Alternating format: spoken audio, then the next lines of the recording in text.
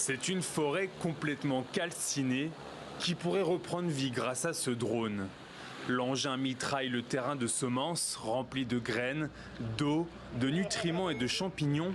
Une recette originale pour favoriser la reforestation. Quand tu plantes, tu ne vois pas directement le résultat, mais quand tu reviens durant l'automne et que tu vois les arbres grandir, tu sais que tu as fait quelque chose de positif qui impactera le reste de ta vie. Comme ici, dans la région de Chibougamau, 18 millions d'hectares de forêt sont partis en fumée en 2023 au Canada, pire année qu'ait jamais connue le pays. La propagation des feux a notamment été favorisée par la sécheresse liée au dérèglement climatique. Face aux difficultés de reboisement, ces scientifiques s'aident de l'intelligence artificielle. On utilise l'intelligence artificielle pour repérer les sites à l'avance.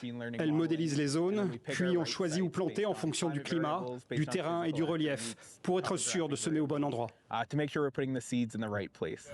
Le projet est soutenu par la Première Nation Cri d'Ougé-Bougoumou, un espoir pour cette communauté autochtone victime de ces incendies. C'est dommage qu'on a perdu tant de forêts, mais avec les nouvelles façons de faire les choses, ça nous aide beaucoup aussi. Mais la plantation par drone est une technique peu précise qui consomme beaucoup de semences difficiles à récolter. Son véritable intérêt est de pouvoir atteindre des zones inaccessibles et de gagner du temps. Je suis le premier à admettre que la reforestation par drone ne fonctionne pas partout, comme dans les prairies ou dans les anciennes zones brûlées.